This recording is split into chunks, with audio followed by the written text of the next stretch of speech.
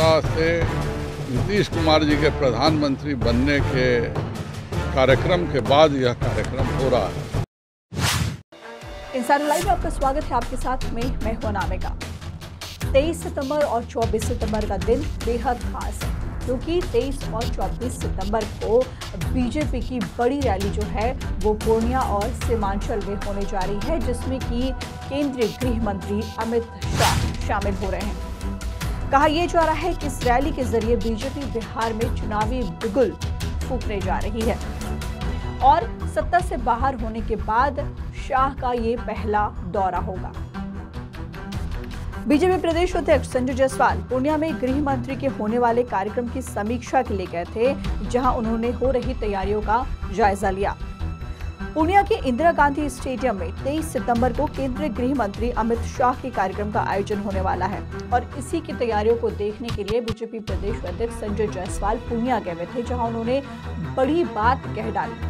जी हां, उनकी जुबान फिसल गई और उन्होंने बड़ी बात कह डाली। पत्रकारों के सवाल का जवाब देने में संजय जायसवाल की जुबान फिसल गई और अपने धुर विरोधी सीएम नीतीश कुमार को उन्होंने प्रधानमंत्री तक कह डाला। बड़ी बात कह दी, जिसको लेकर के लगातार बीजेपी जो है वो नीतीश कुमार पर, बिहार के मुख्यमंत्री नीतीश कुमार पर, उनकी पार्टी के ऊपर लगातार हमलावर है। वही बात संजय जायसवाल ने अपनी ही जुबान से कह डाली। क्या कुछ कह रहे संजय जायसवाल, पहले आप वो सुनिए।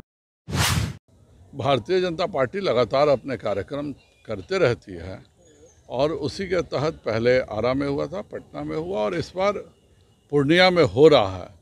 खास जरूर है क्योंकि यहाँ पर इस इलाके में बहुत तरह के चैलेंजेस भी हैं और पहली बार सत्ता से नीतीश कुमार जी के प्रधानमंत्री बनने के कार्यक्रम के बाद यह कार्यक्रम हो रहा है।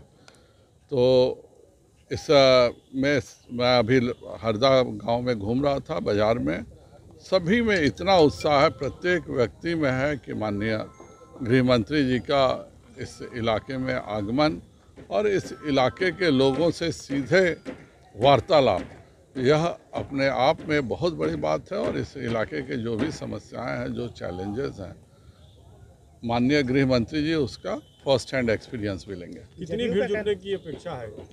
संख्या हम नहीं बताते हैं, संख्या कोई ऐसा होता भी नहीं है, लेकिन जो मैं उत्साह देख रहा हूँ इसमें कोई शक नहीं है कि 1.5 से 2 लाख से ऊपर लोग आएंगे। कहते हैं ना कि 24 घंटे में एक बार मां सरस्वती हर व्यक्ति की जुबान पर आती है और उस दौरान कही गई बात जो होती है वो सच हो जाती है। अब इसको लेकर के किस तरीके से पछतावा करेंगे संजय जायसवाल, ये तो वक्त बताएगा, लेकिन इतने ही पर वो नहीं रखे बल्कि बहुत सारी और भी बात कही। संजय जायसवाल ने कहा कि सीमांचल में काफी चैलेंज है। बिहार और कोसी सीमांचल भाजपा का क्षेत्र है, यहाँ जेडीयू को जो भी सीट मिली है वो भाजपा की मेहरबानी है। सुनिए क्या कुछ कह रहे हैं। और उनकी इतनी घटिया मानसिकता है जिसका कोई हिसाब नहीं है। कटिहार से लगातार हमारे सांसद रहे हैं, पूर्णिया से लगातार हमारे सांसद रहे हैं, अररिया से लगातार हमारे सांसद रहे हैं, एक किशनगंज से भी मैं हमारे अटल जी के ज़माने में एक बार सांसद रहे हैं। और यह इलाका भारतीय जनता पार्टी का इलाका है। दयावश हम सीटें देते रहे हैं और हमारे दया के कारण उनके सांसद बन गए हैं।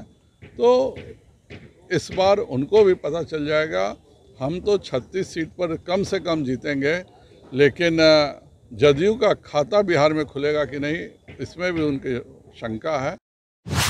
दरअसल मुख्यमंत्री नीतीश कुमार के बीजेपी से अलग होने के बाद जेडीयू ने नीतीश कुमार के प्रधानमंत्री बनने की बात कही और कई विपक्षी दलों ने इसका पूरा जोरदार तरीके से समर्थन भी किया। जेडीयू की इस घोषणा के बीच बिहार में गृह मंत्री की इस सभा का आयोजन किया गया है और कह सकते हैं कि जो सियासी घमासान है वो पूरी तरीके से तेज है।